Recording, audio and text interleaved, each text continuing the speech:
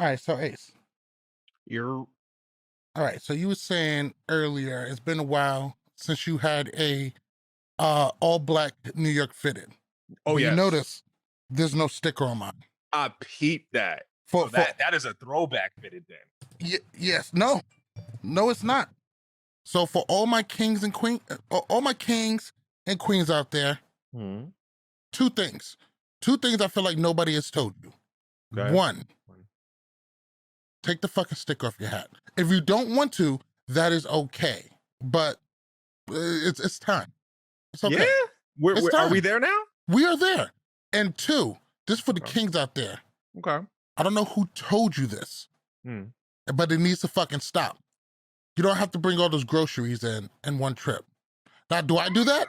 I do. But you don't have to. Don't strain yourself, King. Take it easy. Yo, I had no idea where this was going. Yo, I see some niggas out there struggling. It was looking bad for them. Oh my God. Nah, I can't front. I'm like super guilty of that. Especially like if I go to the store and I went hungry, all I'm trying to do is get in the crib and make this sandwich that I've been dreaming about since I stepped foot in the store. Like I don't have time for multiple trips. Now listen, if you're just trying to hurry up and get inside, that's fine. But don't be sitting here trying to impress nobody. You're just gonna hurt yourself some. Now, also, we are live streaming, so if shit goes out, I'm currently dealing with Hurricane Elsa creeping away up the Western Seaboard, Eastern Seaboard. Yeah. Good point. Should be fine, but just in case. What's going on? There you go. Look at that flat ass bro. You know what? I think it's time we start bending these too, but it's just not really. It's not really for me. Fam, I'm not in the outfield. Like, come on. I don't need to be bending my brim too. Like, facts. All right, let's go ahead and jump right into it. What's really good? I am MTV Malik. He is Ace Metaphor. This is 224 The Basement. What's good? Ace, guess what? What? It's time to wrap up the final saga of My Lawn. Oh my God. I wanted to ask, but I didn't want to ask. I didn't want to seem like too thirsty for it, but I'm fucking dying to know. Well, I realized I talked about it for like 11 minutes opening the pod. I was just like, we're gonna have to trim that shit. But actually what happened is probably one of the things I didn't plan to happen. You know, I had all these contingencies for, all right, if this motherfucker says this, or if they do this, I gotta do this. You know what happened? Them niggas mad polite and they stay off the lawn. Are they perfect? No. And sometimes that ball's gonna come up the lawn. But the spot that I'm working on, they leave it alone. They say, and they wave hi when I pull in. Like, holy shit. Was not expecting this. Just to go, wow. Hey guys, this nigga trying to grow his lawn. Let's help the nigga out. Right. Let's not be assholes about this. You know what's funny? And I've heard this all my life, but like, you know, kids, you know, they need discipline. They crave discipline. Like, and I feel like the fact that you actually just like talked to them, you kept it real with them, like, I feel like somewhere in their heads, like it clicked, it meant something. And they were like, yo, you know, maybe it did something. It didn't do shit for us. We were fucking assholes, but exactly. But I feel like I'm very happy with the way that turned out. I mean, because the last thing I want to do this month is beat the shit out of a 15-year-old. I got shit to do. Who the fuck needs that? Even worse, what if I got fucked up by a 15-year-old? Oh my God. Well, this podcast would be over. Like, I would never live that shit down. My kids won't respect me no more. Right. You can't tell your kid to take out the trash if you get washed up by a kid. Like, you can't. It don't work. It just don't work. So I want to go ahead and just jump in. Let's talk about something that I don't think either one of us are really qualified to talk about, but it's something that it happened today, and it got wrapped up today, and it was just like really, really major shit. So in Haiti, 4 guys ran up in the president's house and shot him in the fucking head. Shot his wife too. It looks like she's gonna live, but they killed the president of Haiti. And I swear to God, while the intro thing was playing, while the starting screen was playing, I just seen an alert. I haven't even looked at it. It said that they found 4 people who did it and they were killed by the police. Now, that sounds like tying up some loose ends there. I couldn't say it fast enough. Like, that sounds like a setup. I cannot wait till the fucking movie about this comes out. The Tom Clancy movie based on this event. Right. Like, because, there's just so much. Maybe it's just too many movies we watched growing up, but some shit is off. No, that's like what was the Michael B. Jordan joint that just came out? Even he didn't get that shit wrapped up in a day. No, I know that, but I'm saying, like, that's the exact tactic that the dudes use. Like, they would go in, they would do the job, and then off each other. Like, and they said that they spoke Spanish. The fuck was they doing? Fam. Yo, and this is... I can't wait to really read up on this so I can just deduce all kind of wild shit about what this could be. The conspiracy theories are never gonna touch the reality of the situation, because I promise you, it's so much crazier than our minds could even imagine. Exactly. Truth is stranger than fiction. It kind of reminds me, like with what's that shit? Tiger King. It's like, you couldn't make this shit up. Like, the actual shit that happened is like, if somebody was writing this story, they wouldn't have come up with all the shit that actually happened. The nicest motherfucker on the show was actually a fucking drug kingpin. Like, for real. And he's the only guy on the show that was like, yeah, you know what? That guy's not so bad. And he was like, I sold drugs to pay for my pet habit. Crazy. That's wild. Crazy. That's wild. That was wild that a tiger is only 5 bands. Fam, right? If you're just doing it by weight, that's a robbery. $5,000? Fuck, 50 at least. Come on, fam. Like, if you can't at least come up with 50 for this, you can't afford to feed him. Get the fuck out of here. Like, oh my God. Interesting enough, now normally we always have a movie. I'm sorry, I'm literally in. I just want to say something real quick. Go for it. I have a bag. Listen, I have a bag. You have a bag? Wear it all the time. Yes. Okay. This is my bag. My bag has vape stuff in it, and it has like my wallet and extra shit you clips. need. Yeah. Medicine. Extra clips. Brass knuckles. And it's Versace. Just had to get that flex off, huh? But no, it's not really a flex, because every once in a while the kids or the wife will fuck with me. They're like, hey, grab your purse. I'll fuck you up. Shit. No respect. This is what pisses me off. First off, that shit is mad convenient. I'm one of those people whose biggest problems is I always put too much shit in my pocket. Right. I always got 9 pounds of shit in my pocket. And this, now the only thing in my pocket is like my wallet and my phone and my vape. Everything else just goes in that bag. That's reasonable. But I also don't take it when I'm going out places. Like if I'm going out someplace, I normally wouldn't need to bring all that shit. I just preload my vapes and just want to get that off my chest real quick. But the funny thing is, anytime I'm in public, I never grab it by its handle or never wear it any kind of way. I just grab it like it's a fucking beer can in the most manliest way. I just grab it like, oh yeah, let me get my bag. Nigga, you walk around with your bag the way Stone Cold used to walk around with a title belt. Like, exactly. No respect. No type of delicacy at all. All right. So, as I was saying earlier, normally we always have a movie or a music, and we just never did it. And that's my fault because I actually had the album and I took a screenshot and I realized while going over never sent it. Yeah. But I'm going to talk about it. And you want, do you have an album or something you listen to? You could just describe it to me. I'm just going to describe it to you. And it was the new H.E.R. album. Ooh. So I heard the album came out and I knew I wanted to listen to it. I know I was kind of late. And when I first listened to it, I was like, all right, this is cool. It's kind of mid. The name of the album is Back in My Mind. Okay. So I listened to it up until 1, 2, 3, 4, 5, 6, it's seven songs. And I was like, all right, these are cool. And when I got to the 7th song, I was like, what the fuck? What happened? I hated the song. Oh! Initially. And that's kind of that's one of the main things I wanted to talk about it.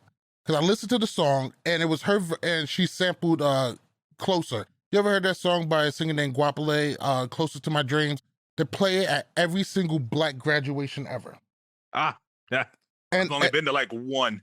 See, and I was in the college atmosphere for a while. Got you. Okay. I see how you can catch a lot of that shit. And so I'm just gonna play a snippet, because once you hear it, you're gonna be like, yeah, I know the song.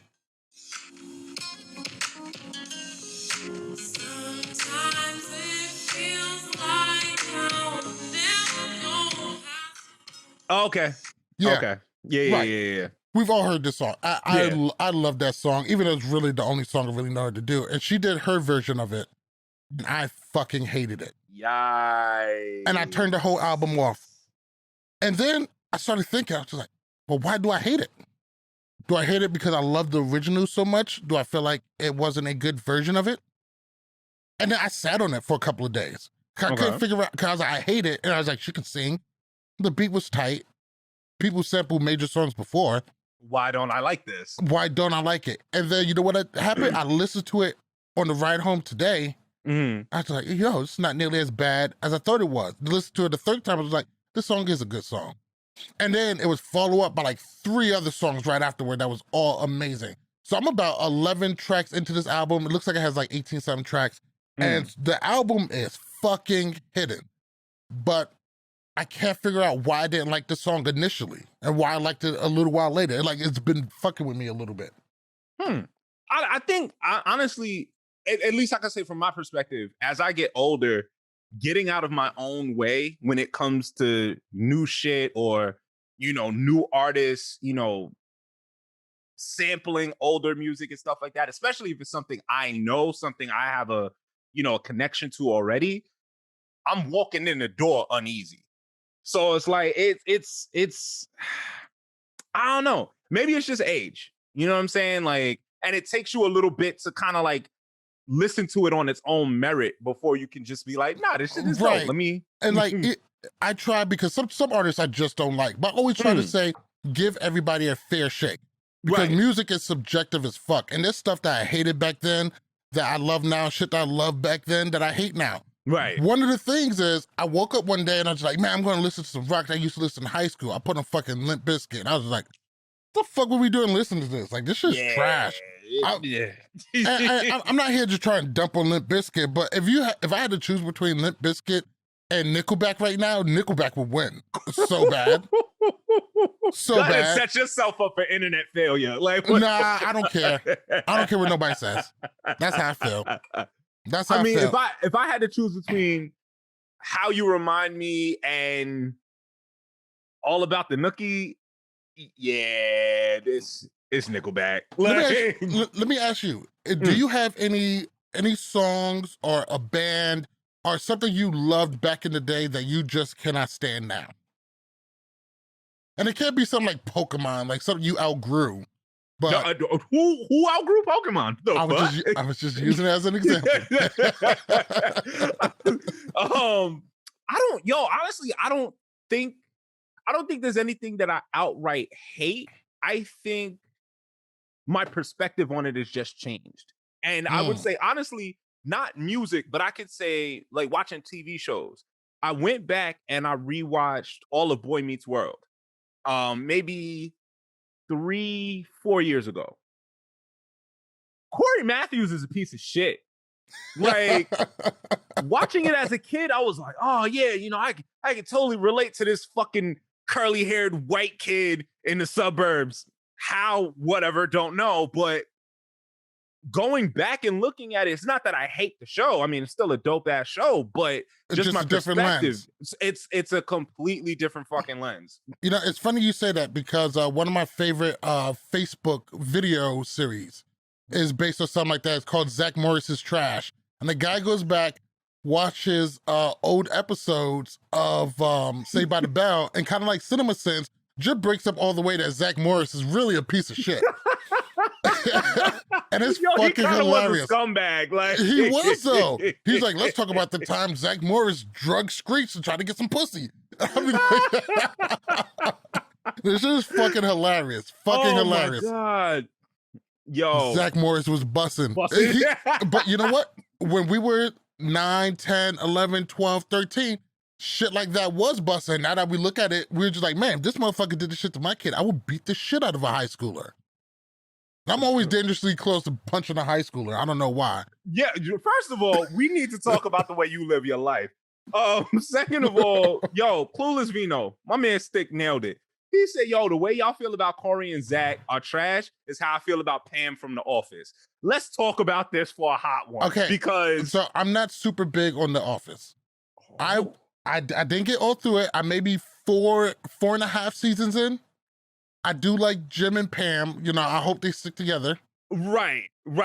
Okay, so we're gonna stop right here. We're gonna leave it at that.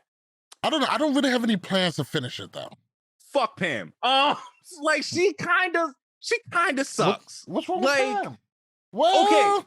Well, you know, she did have a man, and she had was a whole ass fiance, bro. Like, yeah, and she was giving Jim, you know, those vibes. We know the vibes.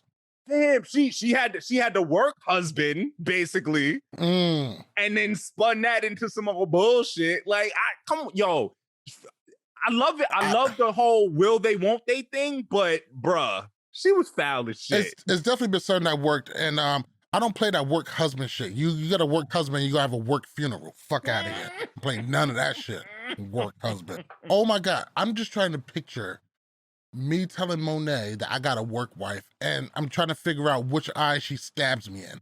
Like, it's fuck out of here. Black people don't have work wives. We have real wives who will fuck us up for some work wife. Fuck out of here. Yeah. All right, let's go ahead and move into our stories. And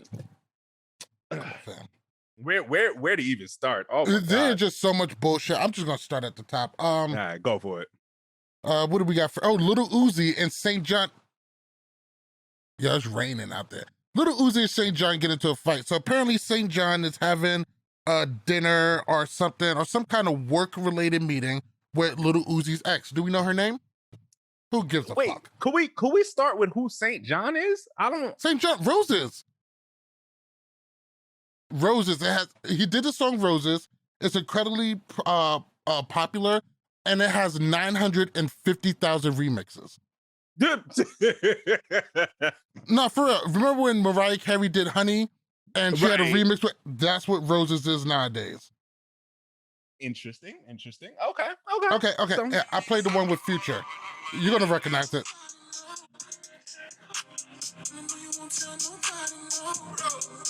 Oh no, I can tell you by that beat, I can tell you I don't know that shit. That ain't the type of shit I would listen to. You ever heard this one? Nah. I don't even chill with people that would listen to that. Like the song is good. He's a pretty good artist, but he's newer, but very respected. Okay. So apparently Lil Uzi felt so. Lil Uzi, who's dating one of the girls from City Girls, JT, runs up on St. John, who's chilling with his ex. Apparently he threw a punch and fell and like got kicked in the face or some shit like that. So wait, hold on. And I just want to clarify because you know I'm not always up to date with how the new cats move and stuff. Lil Uzi, this is the that's Vision, right? That's the one with the yes. Yeah, okay, right. All my friends are dead guy. Yikes. Yeah. It's a great song.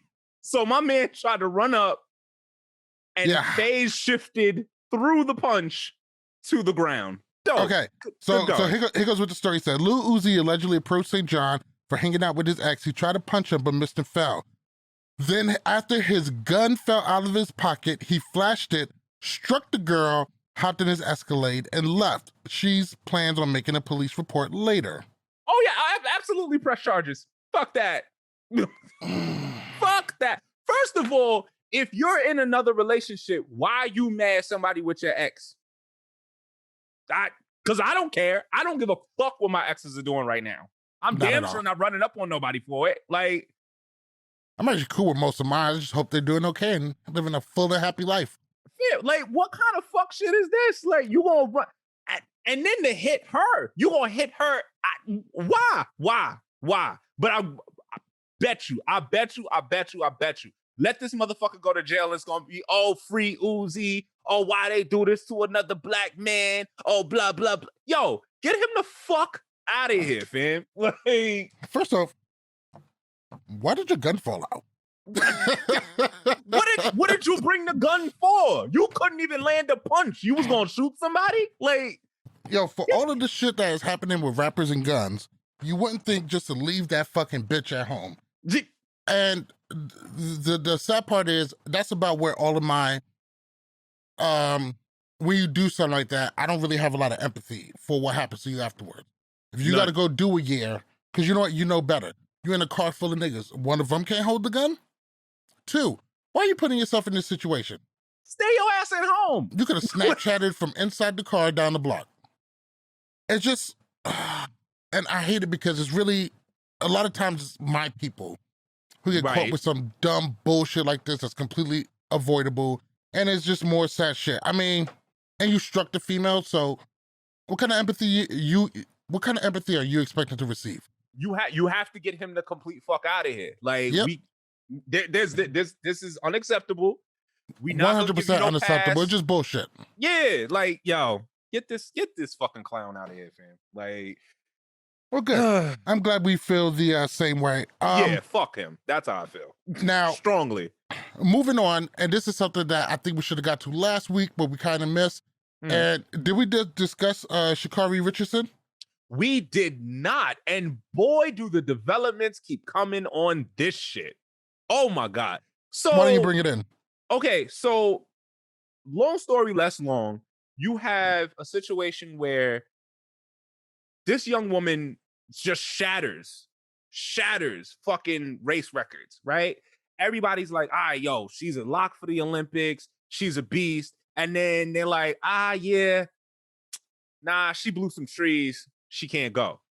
So essentially the way the rule usually works, it could be anywhere from like 3 months to a month with like rehab type situation or whatever. What they ended up doing with her is they said that she would only have to do a month, which is dope, but which would have had her in time for the Olympics. The American team, the Olympic team for the States actually didn't put her on the team. She would have been good. She would have been cleared. You know, she would have been over her months of suspension, but the American team didn't put her down for reasons. Now, I want to clarify this. The initial governing body that suspended her for having the THC, the weed in her system, was a world organization. This was not an American organization that did that. Now, IOC, right? No, it's like the World Anti-Doping Organization or something like that. Yeah, the motherfuckers who caught Lance Armstrong. Right.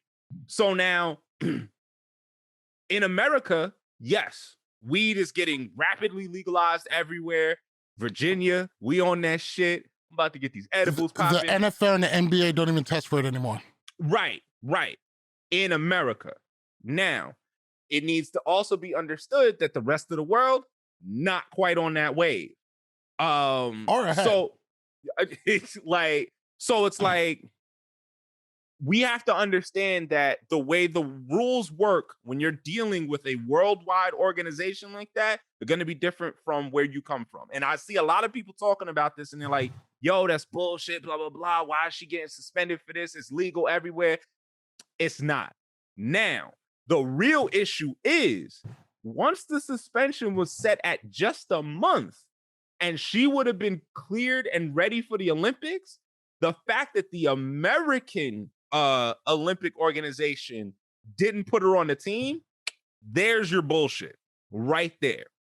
Okay. All right. One thing about that, 'cause I did check into that. The list for, so that was the relay race. Yes. The roster for that was created well before the suspension. So that roster was already made. Now, they could have took somebody off of that original roster and added her, but they didn't think that that was going to be fair. Their roster was made before the suspension. How would it not be fair when she's the fastest woman in that relay? Not in relay. She did a whole different race. She could have been added to the relay team, but that's not really her specialty. They have a relay team. So no. But the shit that she ran, right? Right. They was going to say put her in another race because, you know, there's like 100-meter dash, 400-meter dash. Right. This one was like, you know, 400-meter relay. They're ready. So that team that they have gone to the Olympics was been made. That's why I didn't have a problem with that. Now, don't get me wrong. There's a lot of fuck shit going on with this. But like I said earlier, more than one thing to be true. It's true. She knew the rules. She knew the consequences to these rules. She did it anyway. Right. And two, this is a stupid rule that needs to change. And both of those things can be true at the same exact time. Now, and I also want to include the fact that what caused her to make this mistake was having a reporter tell her her mother died. She found out from a fucking reporter, not from a family member, not like, you know, once she was home or no. She found out from a reporter that her biological mother had passed. And this is, you know, that's what we use weed for most of the time, to calm the fuck down. Not saying that this isn't true, but she was probably blowing trees anyway. And this is another thing too. Okay, so they put it under anti-doping. Are we trying to say that weed gives you an advantage in sports now? Weed gives you the advantage in a lot of things, like making snacks or going to sleep in awkward places. Running faster ain't one of them. It isn't one of them. Right. It is a stupid rule. It should be changed. But I also understand that the Olympics is just like, you know, maybe you're right. Maybe we do need to look at this. But we're not going to look at this between now and the time that this race happens. Like, right. Don't get me wrong. I feel very sad for the girl who is obviously very, very good at what she does. And I believe she's a great representation for African-Americans and women. And having these people in the Olympics. I love all of that. Agreed. I am totally okay with her having to miss the Olympics because she smoked weed. There was rules. Life is full of a bunch of stupid-ass rules that we have to follow. It's full of them. All because you're fast doesn't get you off from breaking the rules. I don't even think this should be a rule. This should not be a thing. She should be able to smoke as she pleases and run as she pleases. But it is a thing. Unfortunately, I don't side with a lot of people who feel like Black people are being targeted in this way. I think it's just a whole sad situation. Okay, but the swim cap thing? Oh, no, totally different. And I'm not saying it doesn't exist. I am not, trust me, I'm not sitting here saying, you know, systemic racism isn't a thing, especially in the fucking Olympics. You know, those things are all true. But in this specific situation, when it comes down to just the weed and just letting her race, I do understand the decision they made. I don't agree with it. The rule is stupid. It shouldn't be a thing. This shouldn't be something we have to talk about. And hopefully, because both teams lose. Right. The Olympics lose somebody who a lot of people would love to see. Right. And the Olympics, I'm pretty sure there's going to be plenty of people who was only going to watch the Olympics just to see her compete. And this is what bothers me about this shit. Like, and I just watched the Big Three. I follow them on Instagram, and they posted a video, and it was pretty much just like, yo, don't we want to send the best to the Olympics? Isn't that like the entire point? We want the best of the best to represent our country. She proved that she's head and shoulders above the rest. How can we? And if she could do it high, that's even something else. Come the fuck on. Like, if let's say she blows trees every day and she could still run like that, get her the fuck over there. Come on, man. I am on your side. And logic, I mean, the thing is, they don't want to open up the floodgates where they would just be like, all right, this rule is kind of stupid. Let's change it right now on the spot. Because that kind of, you know, opens the floodgates for other stuff to be happening. And don't get me wrong, I know the slippery slope thing is mostly bullshit. But in this case, I do understand where they stand with that, and I'm okay with it. It's fucked up. I wish it was different, but it is kind of what it is at this point. Yeah, I mean, and that my initial take on it was, you know, like you said, there's rules. You know there are rules before you do a thing. If you do the thing, you have to pay for it. But like I said, my whole issue was once they had the understanding that she would be cleared for a competition by the time the Olympics actually came, how do you not find her a spot? Like, how does that, you know what I'm saying? That's on the coaching staff. The coaching staff said, we could do it, but we're not going to. They probably want to avoid any kind of controversy. Yeah, controversy. And speaking of which, I saw something on TikTok that really fucking pissed me off. It was this guy. He was, I don't know if it was the Olympics, but it was it happened a couple of years ago. He was a pole jumper. Okay. Vault jumper. Paul Vaulter. Pole vaulter. Pole vaulter. There we go. Vaulter, I got it. And he was about to do his second attempt, and they started playing the national anthem. He's running, and he stops, throws the thing down, and he stands at attention. I do not have a problem with that. And he was in the military. It probably means a lot to him. And the comments was all on it. And instead of the comments just being like, oh, wow, what a great patriot. Oh, that's how you do it. It was all like, these are the kind of people who we want representing our country, not those fucking, left-leaning, crybaby snowflakes. And I was like, damn, why can't y'all just big this man up? You're only bigging this man up so you could put other people down. Like, we don't need the people who turn their back on the flag. And I was just like, and I wrote one comment, not to be controversial. I was like, I fully respect this man's opinion to stop what he was doing and salute the flag, just like I respect everybody else's opinion to kneel to protest police brutality and systemic racism. What I don't understand is, why the fuck were they playing the anthem to begin with while he's trying to do his shit? Like, shit looks wild. I'm going to send that shit to you. That shit looked fucking crazy. Like, I mean, that's cool. We can have that whole argument later, but like, hey, who's the DJ? Could somebody like check on him? Like, why is he pressing button? Did he put it on a timer? Like, yeah, get the fuck out of here. I don't know. It was fucking ridiculous. I'm just like, all right, fine. But the fact that was used just to shit on us, it was just like, fuck out of here. For what? And see, and this is exactly why fucking Stick. He said, yo, just lets you know that even when we supposed to root together, it's still a split. And the national anthem don't even slap. Like, no, the only thing I'm saying it for is Dipset anthem. That's it. That's it. Yo, did you see, hold up, nah, because if we're gonna talk national anthems, did you see Homecoming? Homecoming? Beyonce. Oh, yeah. Most of it. When she did the Black National Anthem. Oh, yeah. That's how you do shit. That's how you do shit. I fuck with Beyonce. This is Beyonce's internet. That's what everybody's calling it now. So you had the nerve to hop on Beyonce's internet. Damn, I caught a tear in my eye. First of all, boy, did I not see that coming. Nah, second of all, they smoked that shit. My God. You know what? And it's funny too, because I was just thinking about Homecoming too. And apparently Taylor Swift did either a show or a video. She came out with a marching band. You know what they called that shit? Mayo-cella. They're like, all right, Beyonce comes out with the whole marching band thing, and here comes Taylor Swift right behind her with some fuck shit.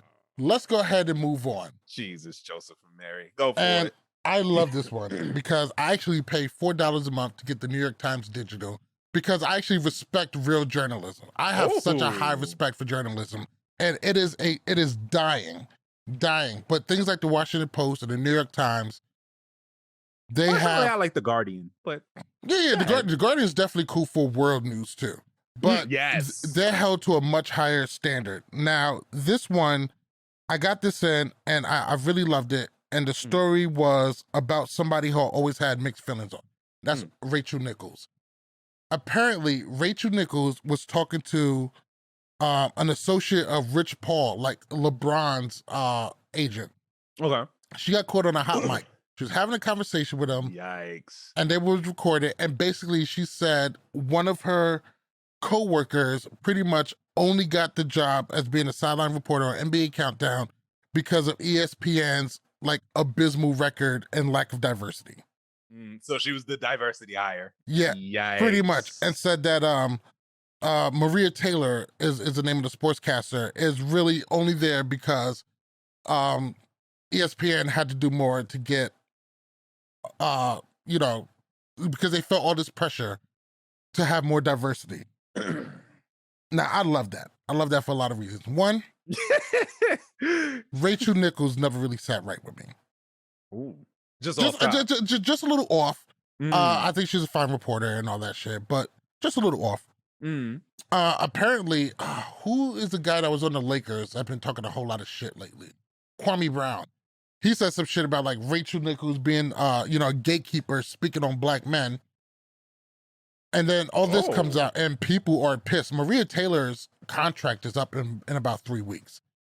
It got to the point where Maria Taylor and Rachel Nichols, they wouldn't even film together. They would do pre-statements, pre-edited segments. Right, yeah. And so now Rachel Nichols has been removed they've both been removed from NBA Countdown, and to put another black sportcaster there, I forget her name. She's one of the newer rising stars, but what do you take, and ESPN has been going through some shit with race relations, because there's Jamel Hill leaving.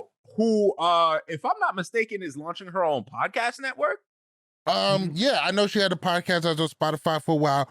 I definitely follow her on Twitter, but what do you make of this whole Rachel Nichols, Maria Taylor situation? What she said was completely and utterly unacceptable for any workplace in these United States. Mind you, this wasn't a work meeting. It was a personal call between two colleagues. You just said she was called on a hot mic, you said. Yes. Basically, they all use like ESPN's video servers and stuff. And one of them pressed the button, didn't mean to record it, and it was recorded to ESPN servers. Somebody who worked in the server room seen it, showed it to Maria Taylor.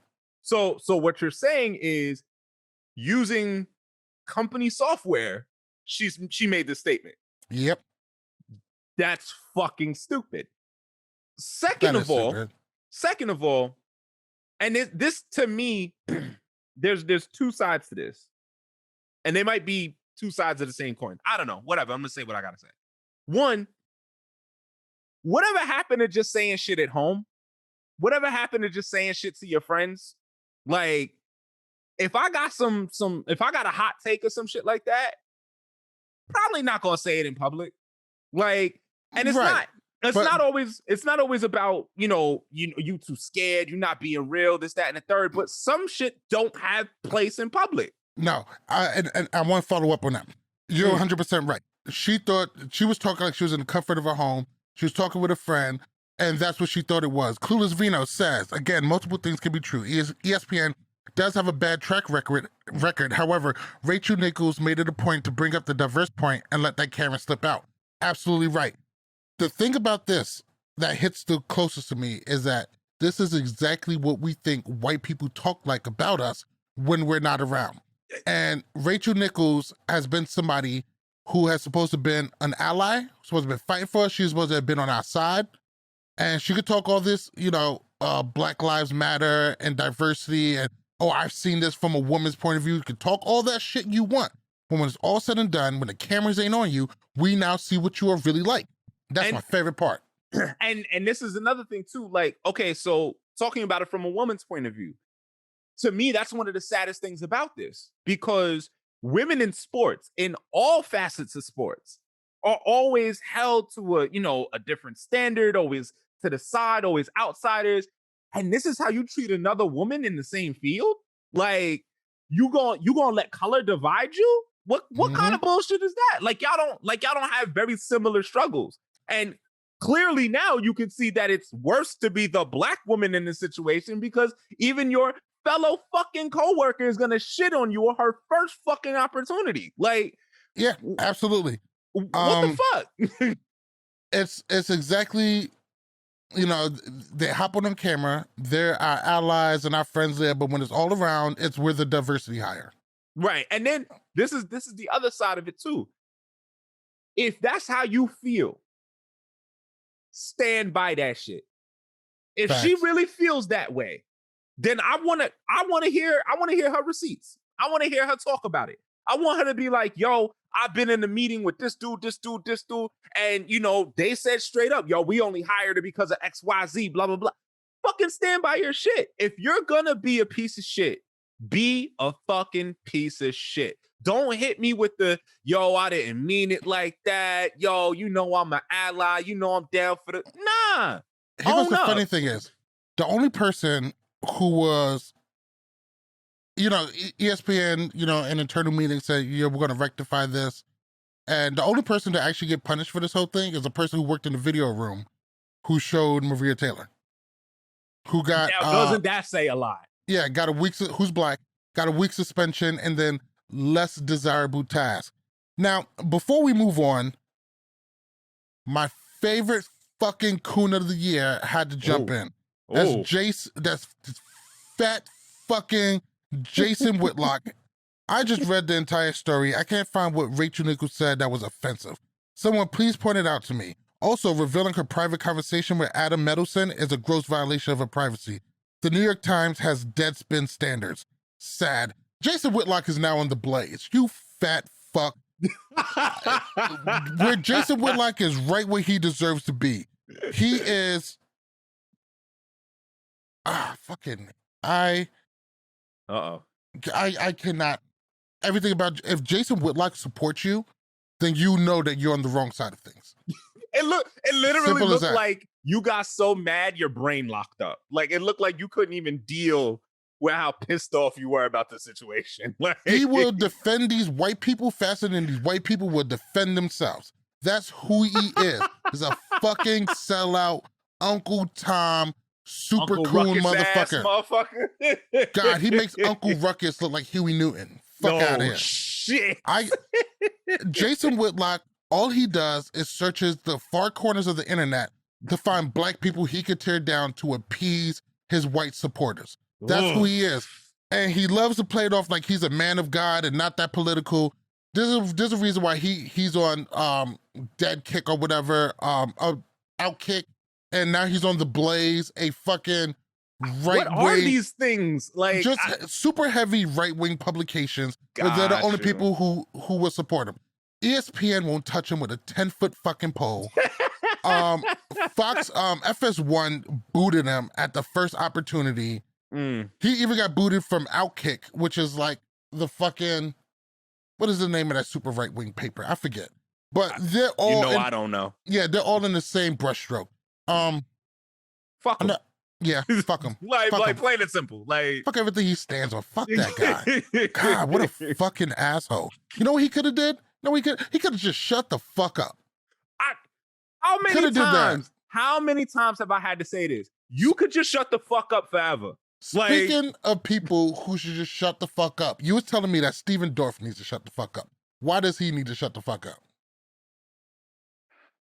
First and foremost, before we jump into this, please, if you could, what is the last movie you remember Stephen Dorff being in? It's not a movie. I remember him on True Detective or HBO. Right. Okay, cool. The last major movie that the majority of people remember him being in was one of the Blade movies. Right, the first one. Right. He feels embarrassed for the people working on Black Widow. He feels embarrassed.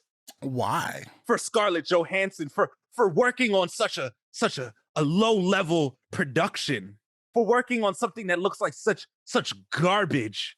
He said, I would rather find the next Stanley Kubrick and work for him than to work on one of these productions. The next Stanley Kubrick. Are they looking for you, nigga? My whole entire brain was trying to understand who the fuck asked him. Was trying to understand, bro, who's checking for you? Are people watching True Detective for you? Because when I first saw his name in the title, in the the news report in the article, I was like, yo, who the fuck is this guy? And I had to Google who he was. I was like, oh, dude from Blade. Okay, what is he talking about? You know what? Fuck out of here. While we're at it, let's go ahead and I got his filmography pulled up. The new Leave It to Beaver, one episode. Different Strokes, one episode. Get the fuck out of here. And Love and War with James Woods. Okay. Oh, that's a fantastic guy to be next to. Something called Hiroshima Maiden. Okay. These are all TV. He was on Married with Children. Cool. Roseanne. All right, solid. The Outsiders. Okay. Always remember I love what you. What was he doing? I don't remember him in this movie at all. And even though he was obviously a greaser somewhere. Like, what does your name mean? What are you selling that you can talk about other stars with much higher and you're embarrassed? No. Okay. We have Space Truckers that he was in. Then a movie called Earthly Possessions. Another movie called Quantum Project. He was in the Limp Bizkit Rollin' Air Raid Vehicle video. So cool. Fuck on, fam. Oh, okay. Deuces Wild and Zoolander. Does anyone remember him in either one of those things? No. He was in the movie version of Alone in the Dark. Yeah. They allow you to put that on your IMDb page? Yeah. Besides that, I never heard of Felon. I seen that on Netflix. I didn't watch the movie, but it was on Netflix. Public Enemies, I don't remember him even being in that movie, and I went to the movies to go see it. I saw that shit at least 5 times. I don't remember seeing that motherfucker at all. Break, The Iceman, but I don't remember him being in that movie either. Yo, come on. And then just a whole bunch of bullshit. Fam, so get him out of here. Fuck him and his opinion about how embarrassed Scarlett Johansson should be for being in this shit, how bad he feels for the people working it. Like, shut the fuck up. Here goes the thing. He's been in 2 comic book movies and at least 2 video game movies and was the voice of the video game. And that's the biggest shit you've ever done. Like, how is it embarrassing to embody a fucking role? Does he feel embarrassed for RDJ? Does he feel embarrassed for Chris Evans? No, so why should he feel embarrassed for Scarlett Johansson? Why did he say her in particular? Because boy, you want to talk about making poor movie decisions. I'm still not over Ghost in the Shell. Like, so what are we talking about? He should have been embarrassed for that shit. Like, real quick, did they make a live action Ghost in the Shell? They did. It was terrible. Oh, I must have blocked it. I wish I could. Oh, I must have blocked it. Oh, shit. Could. Now I remember ScarJo doing the backflip. Yep. She played a Japanese woman. Yes. They need to think about it is, you think of something with so much fucking source material. Soundtrack was dope. Yeah, good call. Like that in Dragon Ball. How did you guys fuck this up? Oh, you don't have to redo anything. Just do it the same way they did in the TV show. We would have loved you for it. We understand if you can't get the hair right. No one's supposed to get that hair right. But I don't understand. When you have, not only do you have a comic book version, but you have an animated version, you could do a damn near shot for shot fucking remake of the thing and just use real people. And we'd love it. We'd fucking love it. We're so easy to please. You know what? I never seen the Dragon Ball movie. Oh, God. See, I don't love myself. I couldn't bring myself to do it. I was just like, why would I do this to myself? Like, I know this is going to suck. Actually, you know what? Okay, here's an interesting thing, and one of the things I love and hate about YouTube. I've watched so many videos shitting on the Dragon Ball movie that I don't know if I've actually watched the movie or if I've just seen every scene watching other people's videos. I'm not 100% sure, to be honest. Like, I've watched everything. I've watched everything Wrong With. I've watched what was it? Cosmonaut Quickie. He did like a whole thing about it. Dragon Ball. I did see either one of them, but I never watched Avatar like that though. Oh fuck. No, Dragon Ball Evolution is definitely worse than The Last Airbender. I can say that. Even though they fucking said Ong through the entire movie, and Ong, his name is Aang. And they say that 600,000 times throughout the entire fucking cartoon. But M. Night Shyamalama Ding Dong wanted to fucking change it to Ong for whatever reason. But what makes I don't think you can make fun of people's names like that. I think it's like racist now. No, it was so easy. Did you hear how quickly it came out? Like, it was super easy. Barely an inconvenience. But no, Dragon Ball Evolution is definitely worse because they basically went like, yeah, okay, so you have these characters in this lore and you know this deep story in this fan base, and fuck all of them. I'm gonna do what I want, and then they turned it into a goddamn travesty. And yeah, Evolution was definitely worse. You know what? Let's go ahead and move on. I want to move on to something a little bit more uplifting, something a little bit more joyful. Okay, what you got? And it's funny, you sent it to me, and I've been looking at it because this has been unfolding on TikTok. Oh my God, please tell me this is what I think it is. So this guy named Edward Cagney Matthews used to be a drug dealer, got in trouble with the law, friends with the cops. Apparently for the past couple of years, he's been going around his apartment complex in New Jersey being a total dick to his black neighbors, threatening them, messing up their cars, you know, stuff like that, calling the police on them needlessly, threatening them that, you know, oh, I'm friends with the cops, and if I say they come here, which actually looks to be kind of true.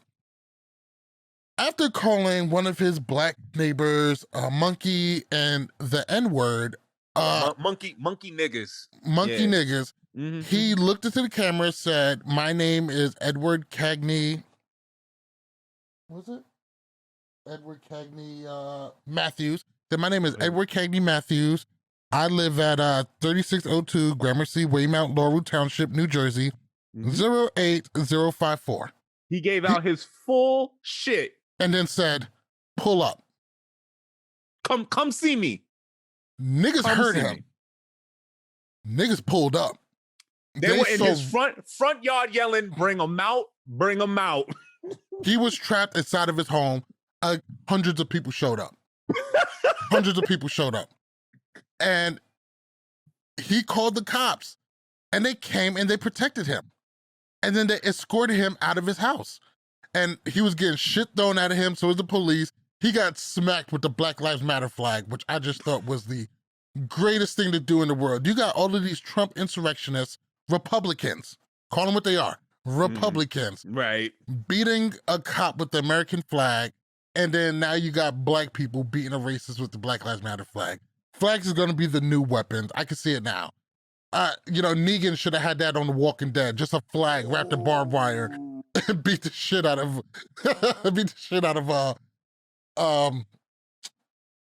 damn, what's his name? Greg? Rick? No, not Rick. Glenn? Glenn, thank you. Oh, Glenn. Go fuck yourself. I stopped watching The Walking Dead years ago. Well, I stopped watching around season 2, but Glenn's my boy. No, I lasted to like season 7 or 8, and I was just like, good job. There's not much to the story besides that. I do have questions on, he wasn't arrested, but he was escorted out by the police. So that raises a lot of troubling questions. But hey, to all my people who showed up in Jersey, good for you. Much respect, much love. Because you know what? You probably took a day off of work. You probably had some shit to do that day. And you say, you know what? I'm going to show up for my people. And you guys did. Love it.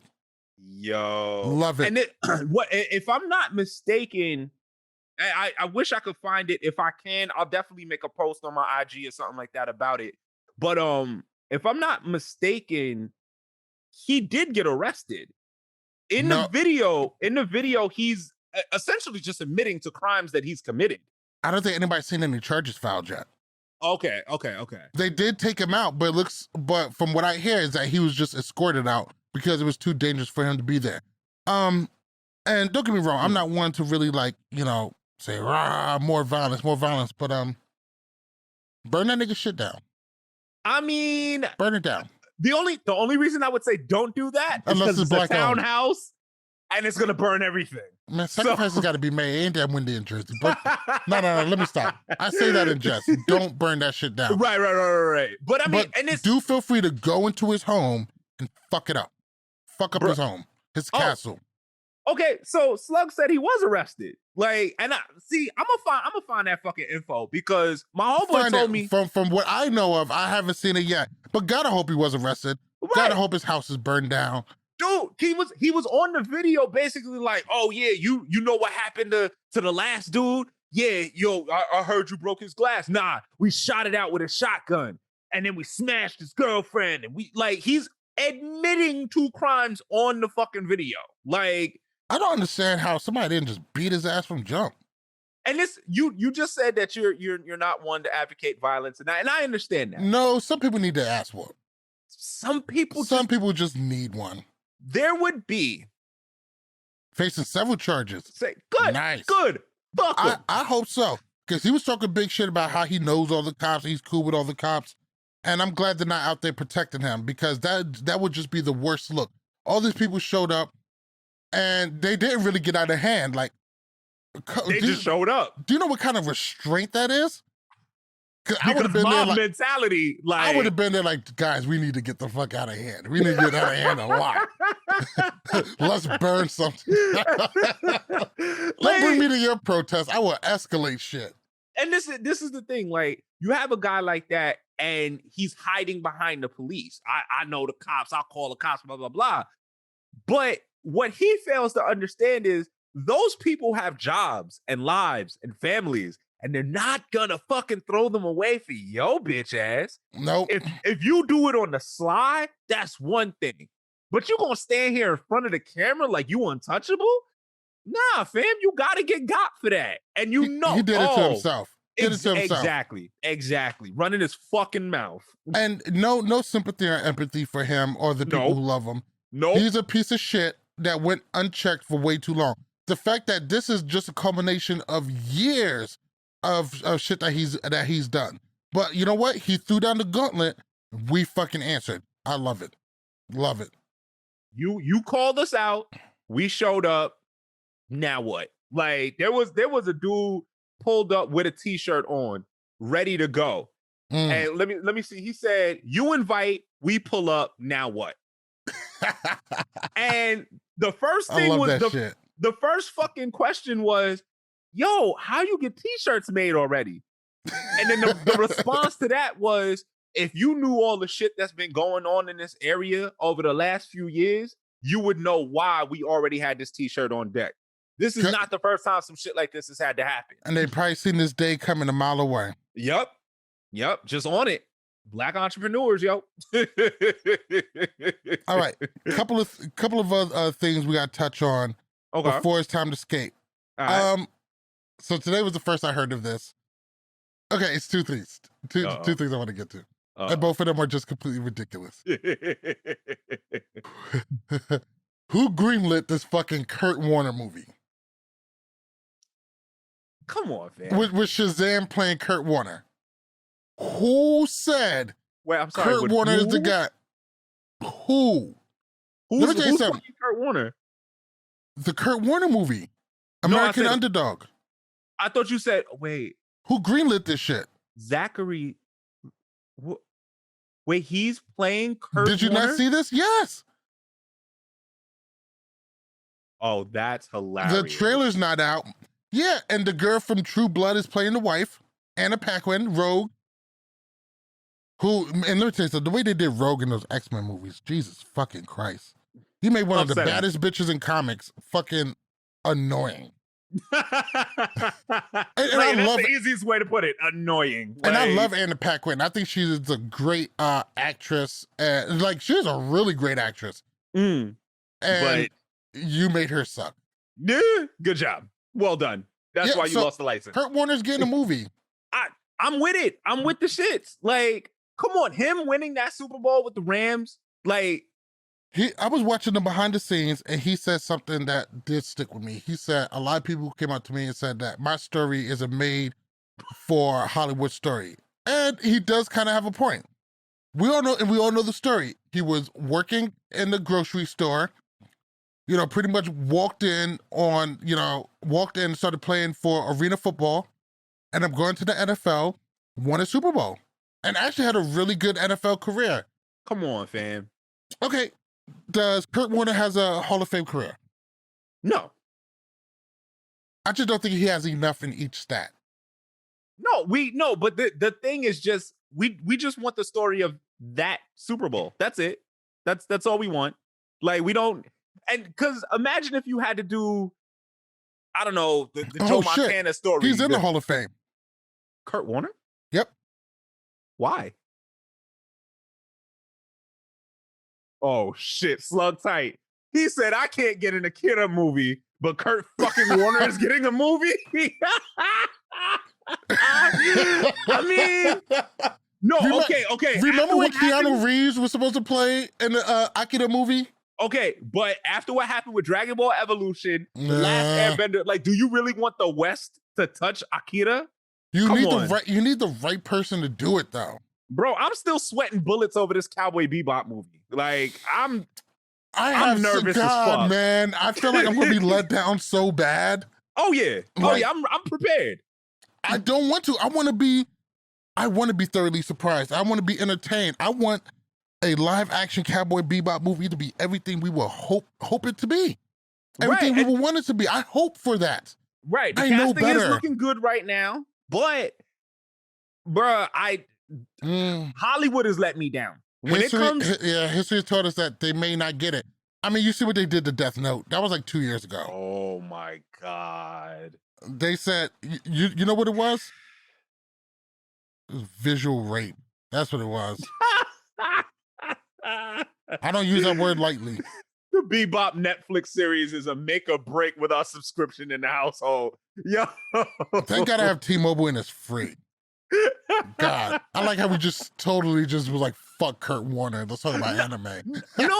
But I mean, but this is the thing. Is like what you want is just a one-shot, feel good success story.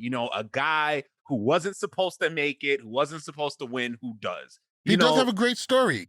Right. But I feel like this Hollywood is straight to TV joint. Like I don't know. I think I would feel better if it was like Disney making it, because Disney does sometimes real good with these inspirational sports stuff. I feel like it would have been better. I feel like it would have been better with that, but Lifetime I don't know. Yo, Slug's 100% on point. That's what it feels like, a Lifetime movie. Honestly, you know what? What this feels like to me? Oh man, I can't believe I'm about to say this shit. This feels like the feel-good story for the cis hetero white male who has felt downtrodden over the last couple of years and that's needs a shame. A win. That's a shame, because Kurt Warner is one of the good guys. Kurt Warner is really no big scandal. Everybody not problematic at all. And most people really, really like, even I like Kurt Warner. Right, but that's what this is gonna end up being. This is gonna be like, yo, if Kurt could do it, I could do it too, bro. Chill out. Man. It feels like somebody was like, who really needs a win? White guys. Right. It's like, yo, you got Black Panther, you got Shang-Chi, you got fucking Black Widow for the women and shit. Yo, I'm feeling like white man could really just use a W here, guys. Right. God. you got a fucking Black Captain America and shit. Hold on. We need something, god damn it. Okay, question. How hard did Kurt Warner push to get this thing made? Not at all. I feel like it took several phone calls for him to even say yes. Like I'm really, really invested in this now. I really want to see how this turns out. I do like Kurt Warner. I'm going to hope that this is good for him. I can hope, right? I can hope. I hope that this is good. I like Kurt Warner. I do like his story. I hope Hollywood doesn't fuck it up for him. I do think his story is. I think his story is a made for movie story. I think it's a great story. Let's hope they don't fuck it up. I think as long as he has enough to do with it, it'll be all right. Like, I can see Kurt Warner yelling at like 3 producers about getting this fucking movie made while he's still alive. Why are you talking like he about to drop dead tomorrow? Like no, because I can just see him now. Like, we gotta get this movie made. We gotta do it now. Slug wants to know, am I gonna go see the movie? Absolutely, I'm going to see the movie once it's on TNT. I was about to. Well, I'm not going anywhere to see this shit. Listen, once a good enough copy is able to download on uTorrent, then I will watch the movie. I'm not. Fuck out of here. That has to hit a streaming service. Like, yes, Fast and Furious. Yes, I would have already seen it if. But the lady in the house is still recovering, so we're waiting for her to feel a little bit better, and we're going to go to the movies to see. I've seen them all in the movies. No, Stick said, I can't wait for the Kurt Warner Breakfast Club interview. Bro, can you imagine? Yo, Charlamagne's just gonna try to be a dick the whole time. Do you really feel like you deserve a movie? Like, I mean, shouldn't we get like a Tom Brady joint before you? Like, but no, I do understand his story should warrant a movie. Just like a Disney Plus movie, though. Like, I don't know. I don't know enough about who's producing it, what studio is coming from. I'm gonna look into that. I'm very interested in seeing this. There is a good chance that I will actually go to the movies to see this. Oh, you know Rook will. He already said it looked trash. Oh, what? Yeah. So I know he tight. I sent him the behind the scenes video, just like, who asked for this? And he's like, no one asked for this. Oh, shit. And he's the only person I know who likes the Rams, and he only chose that team because no one else liked him. He's like, I like Marshall Faulk, and no one likes the Rams. I'm a Rams. That's why he's the only Suns fan I know. He's like, yeah, I'm going for the Suns. Like, why? Bro, and that was so fucking random. That's because of fucking 2K. Like, that's how he ended up there. At least he's an Islanders fan. All right, last story of the day. I feel like this shouldn't be the last story of the day. Uh-oh. Okay, we get to pick. Juvenile remix of Back That Ass Up, or okay, you got three choices. Oh God. The guy who snitched on Adam 22, Busta Rhymes' COVID rant, or Juvenile's new remix. Okay, well, we can do Juvenile and Busta Rhymes in one shot. And I don't want to end the day with none of this shit. Like, I really don't. God, we should have thought this out a little bit. Juvenile remix, Back That Ass Up to what is it? Something Vaxxed Up. Vaxx That Thang Up. Vaxx That Thang Up. Yeah, yikes. Whatever you are picturing in your head for that to be, what it is. That's what it is. Yeah. Manny Fresh is in the video. He is. He fucking is. Like, he died in the fire. Good to see him out and about. Good to see he's still kicking it. Hey, I'm going to leave Young Money before it becomes the biggest label in the world. I'm going to do that 3 months before that happens. But he was about his money. And Busta Rhymes goes on this long COVID rant. And I wasn't really that mad about Busta because it really just sounded like he was just frustrated with all of the limitations that COVID has placed upon us. Voice those frustrations. You're not a doctor. Oh God, I love and respect Busta, but he could have shut the fuck up on this one. And this is the problem that I have with people with a platform like that. Like, again, had he had this conversation at home with his friends, with his family, whatever, cool. Voice your frustrations. Vent, brother. You deserve to. Don't hold that in. But at the same time, if you're standing on stage in front of your fans who are going to listen to and follow the shit you say, if you're saying, fuck all these restrictions, they're going to get, oh, fuck you, right. Fuck these restrictions. Exactly. Fuck this mask and fuck these vaccines and fuck, you know what I'm saying? So you can't, there's a certain responsibility that comes with your fame, especially somebody who's been around this long. I get the frustration, but you can't handle it this way. You just can't. It was disappointing because it's like, you know better. Right. You know better. You know better, do better. And that's really what it felt like. So meanwhile, my man Juvenile out here trying to, you know what I'm saying, motivate the community. And I feel like there's an ulterior motive here that we're just not getting. Like, did somebody pay for this? I understand. I'm sure they did. It's funny because one of the things, I know they're having a lot of trouble getting Black people to get the vaccine. Right. And Black people not wanting to take vaccines, we have really good reasons for that. It has been used against us. There's historical basis for why we don't exactly feel comfortable with this kind of shit. So check this out. I always take the middle child with me. She's a fitness freak. So she wakes up at 5 o'clock in the morning, goes to the gym with me. Yikes. Yeah. Fucking Beast. shaking up protein and shit, beast mode. She's like 80 pounds, squatting 160. Like, insane. If she was my size, she would pick me up and throw me over the top rope. So normally, and I picked this up from our homie Rob when we would go working out. Basically, on the way to work out, we're playing like, you know, the rock motivational and, you know, just motivational stuff. Right. You know, seize the day stuff. And also, I use this time because I used to work at a job that's on the way to the gym, and behind is a big dumpster. So like shit in our backyard that we got to throw away, that we can't put in our trash cans. We just go dump them shits on the way. It's 5 o'clock in the morning. No one's ever see us. Guy. On the way back, I don't put my motivational shit on, and there's some interview on. I don't even know what station it's on. But they're pretty much talking about having trouble with Black people getting the vaccine and what they did. And it's funny because I haven't heard this anywhere else. And they're talking about how the descendants from the Tuskegee experiments got their vaccine. Because they're saying it's not so much about, you know, you need to get this done. Sometimes it is the messenger. And they felt like this would be the strongest. And I felt like, I haven't looked back into it, but it's like, that's the only instance I even heard of that. I mean, I would make this the main story. I would push that shit everywhere. Like, that says it has me thinking volumes. That it may not be true. But I heard this on the radio. Should be true. I got to look into that.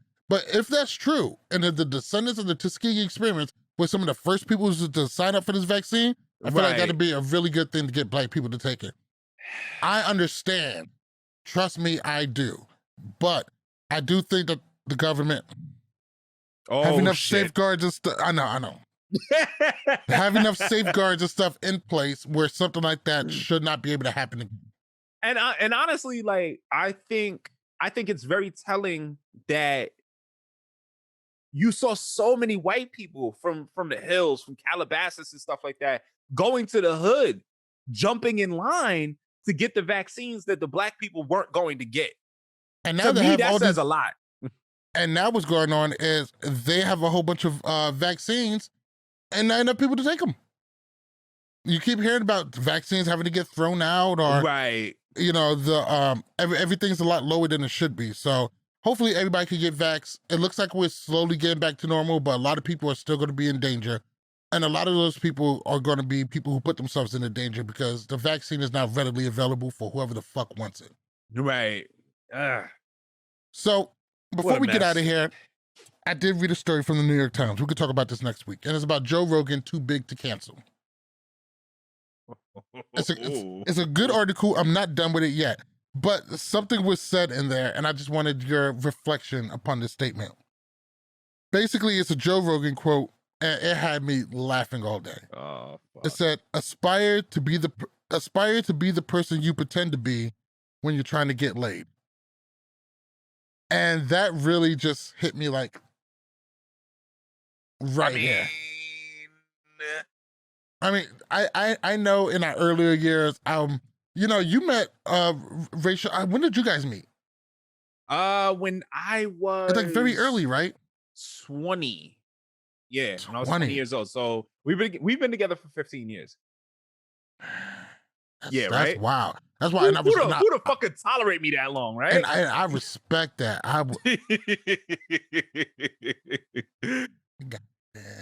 Up until about 29 is when I like slowed down, and I settled around 31, 32.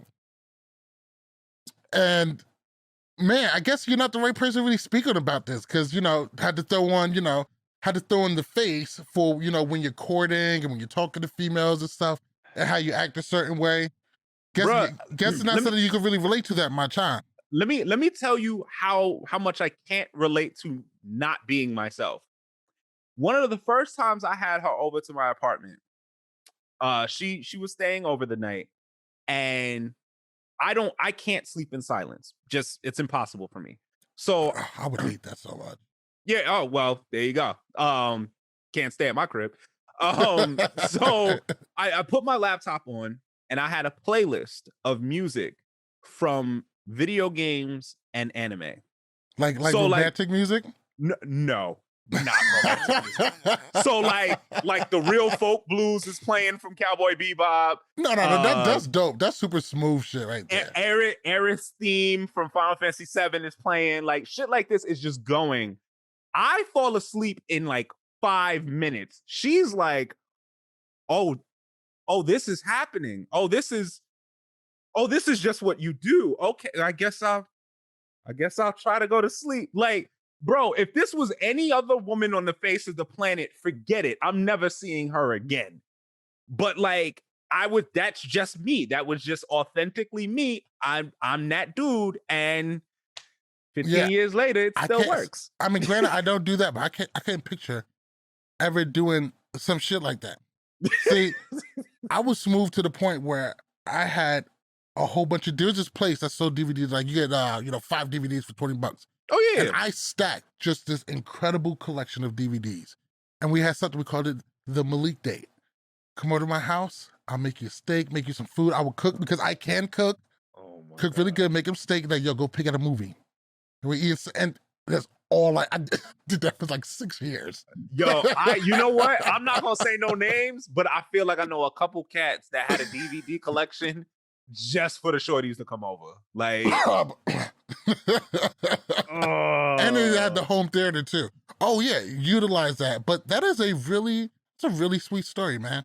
I really like that. And actually, I kind of want that playlist too. That playlist actually sounds dope. That shit, that shit is long gone on a long forgotten laptop somewhere, but I might have a facsimile of it on Spotify for you. Exactly, it's on your iPod Nano. Bruh, like it might be on my shuffle, 2.0 somewhere. Like, all right. So before we get out of here, I'd like to take us down to a little place I like to call Choo Choo Recommendation Station. Ace, what do you recommend for? You had a really good one last week, and I'm still waiting for you to send me that code because I'm going to pick up a pair. But what do you have for our listeners this week? So, I love music. Mm-hmm. You love music. I do love we music. love music. So, my uncle happens to be maybe like top 5 DJs ever. I don't know. I could be gassing it. But on MIXCLOUD, DJ CLB, he has several mixes available. He specializes in house music, which not even my thing. I don't really fuck with house music. But what I've realized is every time I put on one of his mixes, I can't work anymore. Like I intend to just put it on in the background while I'm typing, while I'm doing my thing. Do you dance to it? I do. I fucking do. And like, it'll be like 11, 12 o'clock. Like, I'm just trying to chill. I can't chill. Like, I find myself first, like with the toe tapping, and then like, the shoulders get moving and shit. And then I'm like, okay, now I'm out of my seat. How did this happen? Bruh. You don't got to tell me. I used to rave. Then you. Mm-hmm. I still have my candy collection of all of the colorful bracelets. I have a candy mask. I'll show you. I have a candy mask with the Punisher logo on it, and on the side. I remember seeing a picture of that shit. Yes. Still have it. Listen. Want to fuck a bitch with purple hair? Go to a rave. If that's something you need to get off your bucket list, there you go. That's how you do it. But yes, DJ CLB 1245 music on MIXCLOUD. Guarantee you that shit gonna make you move. You're not gonna have any control over it at all. Let me check it out. I love dance music. I love trance. I love dubstep, all that stuff. I still listen to it very much to this day. Oh shit! Surprised the hell out of me. What you got, man? You missed the whole rave experience for me. Yeah. I'm going to suggest something. Usually I try not to suggest anything like super big or whatever, but I'm going to suggest Mass Effect 3. And I talked to you about this before. I got the Legendary Edition. Finally got the Mass Effect 3. I'm only about 12 to 15 hours into it. Okay. Now, I remember not liking it. And I think it was because I got a really bad ending. Right, because you kind of killed I played the first two a million times. Right. And I only played the third one once. And now I'm playing it again. And it must have been, I feel like this is a good game. A lot of, it's not great. It's missing a lot of things, but one is doing pretty good at wrapping up some storylines. The gameplay is a lot tighter. Not a huge fan of the big mega punch, but I never was. But basically it's a much better game than I remember. I do know Mass Effect 3 divided a lot of people. I think mostly was the ending. Boy, did it. Yeah. So I remember really, really hating it, but sometimes it's good to give something a second shake. So if you hated Mass Effect 3, go get the Legendary Edition, go give it another shake, because I am falling in love with it. And I think I'm falling in love with it because I'm running through all three at the same time and it feels very cohesive to me. I don't know, but I find myself enjoying it so much more. I mean, I sat for maybe a week and a half after I was done with 2, just be like, should I even play 3? But I am enjoying it. I am enjoying it. Honestly, there's a video that I watched, and it's a YouTube channel called GCN. And they have everything wrong with Mass Effect 3 Redux, and I want to say it's like an hour and a half, 2 hour long video where you want to talk about nitpicking something. This is the video. Like, Mass Effect 3 is the game that started the everything wrong with gaming series, right? I didn't know that. Yeah, that was because like he was so in love with the franchise, and then he got to 3 and hated it. Boy, was he upset. So it's crazy to me, like you're talking about enjoying Mass Effect 3 now, going back to it. I've watched that video several times. One, I think the guy's pretty funny. Two, it's a great time killer and I can work while listening to it. Right.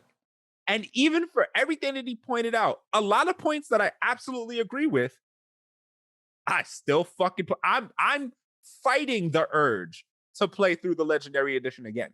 I already beat it once. I platinumed the first 2 games. Don't care. Want to play it again. I'm not going to replay it because I got, for my last job, I was able to trade in and get a PlayStation Network gift card. And I finally got a Spider-Man Miles Morales.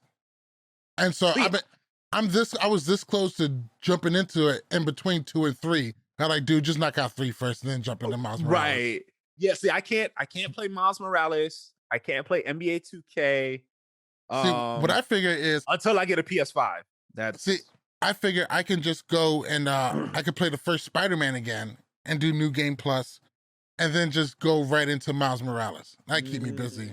Sounds like fun. It does. Even though I platinumed the first one already, but fuck it. All right. Platinum Ace. Well, that's going to do it for us. Thank you guys so much for joining us, for kicking it with us, and for listening to us. We are working on a lot more cool shit to get into the podcast. So thank you for being here. Thank you for growing with us. We love it. Vino's over there like Miles Morales was fire. I believe you 100%, and I can't wait to play it. But I got to finish this Mass Effect. I'm so happy to get back into video games. It's been so long. I can only do 3 or 4 video games a year just because I'm so busy. But it's good because I get to just pick, like, what was this year's 5 best games? That's all I'm playing this year. Right, yeah. Now that's nice. It is, but I also kind of miss the, the undercover stuff. The games that aren't too popular that, you get on the low. That, like, they're not super popular, but people love them. I miss a lot of those games. Right, those hidden gems. Exactly. Yeah. I get to hit the blockbusters. That's going to do it for us. Anything to say before we get out? Where can everybody follow you at? I'm always Ace Metaphor, ACE_MEDA, the number 4. Hit me up.